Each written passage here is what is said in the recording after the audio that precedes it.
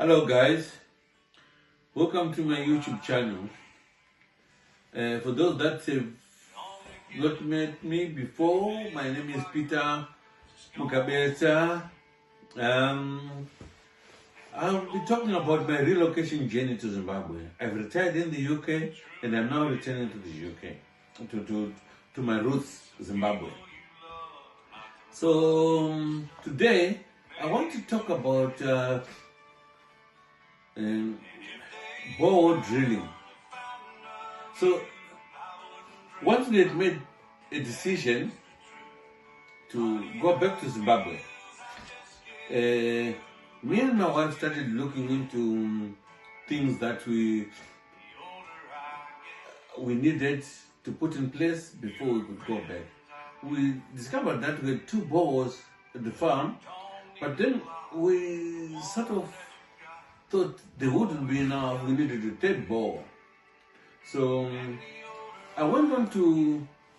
I've got a lot of farming groups on my phone. So I just went to my WhatsApp, searched for a farm. I found a drilling company called Franklin Fadzai drilling company. So they did an advert on WhatsApp. Beautiful advert, promising a lot of things. So I got in touch with the guy. At first it was through WhatsApp, just messages, and he promised, oh, you do it, it's no sweat, you do a perfect job, everything will be alright. So after a few days, we were now communicating through phone and all that. After 3 days, we agreed that he goes to the farm and he would drill the borehole. But what I told him was, I'm not going to pay because I hadn't met him. I only talked to him through social media, and I wasn't going to pay for that. And I promised that if he goes to the farm with a drilling machine, as soon as they arrive, my guys will confirm, and then I'll pay him his money through ward remit. It will reach him within a few minutes. And he promised he was agreeable to that. So when they go to the farm, my guys contacted me that the drilling company was here. So I said, I'm going to pay. But problems arose there. This guy said, no, stop, don't pay me now. I said, why? He said he needed to contact his company. So he said his boss had said they couldn't do the drilling until the company received the money in Harare. But now it was now impossible for this guy to drive to Harare. My farm is not very far from Harare, but to drive for him, they arrived there late around 2 p.m. So for him to drive back to Harare and then come back after the transactions, it was not possible because it would be night. They couldn't drill at night. So I don't know what negotiations took place, but at the end of the day, he told me to speak to a guy who was at their company. And I spoke to this Indian gentleman. And the Indian gentleman told me to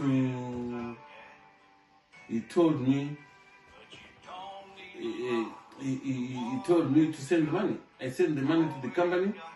After I sent the money to the company, the drilling took place. No problem. I contracted them to drill 80 meters. So according to my guys, the 80 meters, the drilling went on for 80 meters. And the water came out, no problem.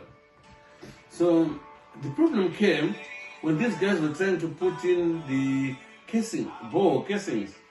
The borehole casing was only going up to 40 meters.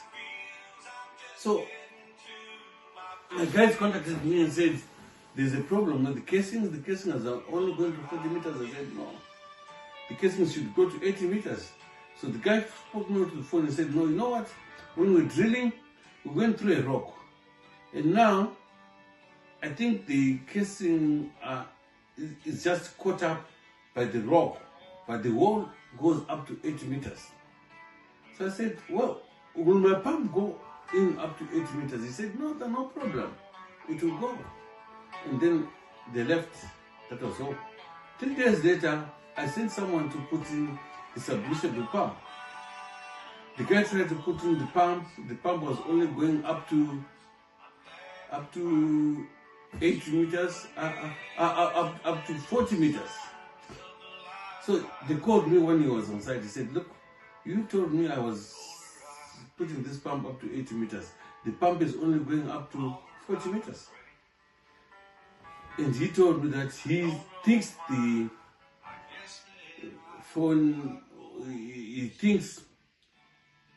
he actually thinks that the borehole collapsed. So I called this guy and told him, look, the pump is not going up to 8 meters. I called the contractor to say, look, frankly, this pump is not going up to 8 meters. What is the problem? This is when he told me, oh, well, maybe the borehole collapsed. But if the borehole collapsed, that's it. That's the deal. I cannot... he said he doesn't have any... When he makes the drilling, there's no way he knows that the rock formation at my farm could collapse at the bottom. He says that's the nature of borehole drilling. So he said I was lucky that I had 40 meters left, so I could work with those 40 meters. So I said, no, I couldn't do that. I wanted what I had paid for. I paid for 80 meters and I wanted 80 meters. So for 3 days I was haggling with this guy. The guy didn't want to at the end of the day, he wasn't even responding to my calls. I had to hide my number for him to pick up the call. So when I saw that I was going nowhere, I then phoned to the person that had received the money, who was the owner of the drilling machine, and I told him, look, your company, you guys did it. He said, no, I'm not even, I have no connection with those guys. Those guys hired my machine, and they came, whatever happened at the site, I'm not involved. I only received, it says, you sent me 2,300, but I was only paid $850. So that's the money that I received, so I'm not going to do anything wrong. So we sort of arguing for a day or two. Then I phoned him on the second day now, and he said, look, I've spoken to my solicitors. I was actually lying to him. I just trying to be wise. I said, I've talked to my solicitors, and my solicitors have told me that from the moment you received my money, you're part of the contract. So if you don't want that, if you don't want to pay, then we are going to take legal action. He said, oh, no, I don't mind. I said, well, look, I'm not in a fight with you. What I need from you, can you give me your solicitor's address? Then I give it to my solicitor. Then the solicitor sort this out. We are not in a fight. I don't want to fight with you. I just want what's fair. So at the end of the day, the guy begged down and said, oh, okay. So what can we do? I don't want all these problems. What can I do to solve this? I said, look, just go and give me a ball. At first you were saying, pay me for the fuel to go there. And I said, look, this is where we are. I'm not paying anything. Otherwise, I'll if it goes through my solicitors, we're going to be demanding a lot of damages. And then the guy said, okay, so what can I do to make this right? I said, you go to my farm, you give me an 80-meter borehole. It's another site, which is different from where you done it. So he said, but then he said he couldn't do an 80-meter borehole because he wants to do a good job. He will do 70 meters for me, put the strongest casing that he can put, and make sure I have no problems anymore. He said, I agreed to that. They went to the farm. They were now being monitored by my young brother, and they drilled the bore up to 70 meters, and they put a very good casing. and that borehole has got plenty of water. You know, when they were drilling, they caught the water at 20 meters, but they still drilled up to 70 meters. So it's one of the best boreholes on my farm.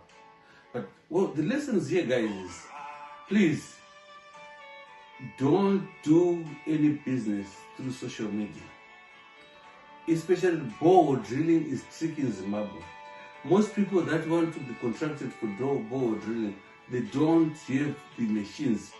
They are going to hire equipment, and you will be paying for that equipment. They're just middlemen. And if anything goes wrong, they don't help you. So, but I'm not going to tell you the name of the one of the rig, because I'm not going to do an advert for him on social media here. But what those that want, you can reach out to me, and I will help, because we have now an agreement. He said if you can refer people straight direct to me, and I'll do a good job for them. So those are the lessons for today, guys. I'll sign off today, and please, for those that, if it's your first time to come to our YouTube channel, please subscribe and like the videos, so that all the videos that I'm going to do on my journey to Zimbabwe and how I will be doing it, how I'm settling. If you're in the diaspora, you really need to know how I'll be doing and what's going on, what's going right. The mistakes I make will benefit you. The good things that I do will inspire you. So please subscribe and like the video. I'll sign off now. We'll meet next time on the next video.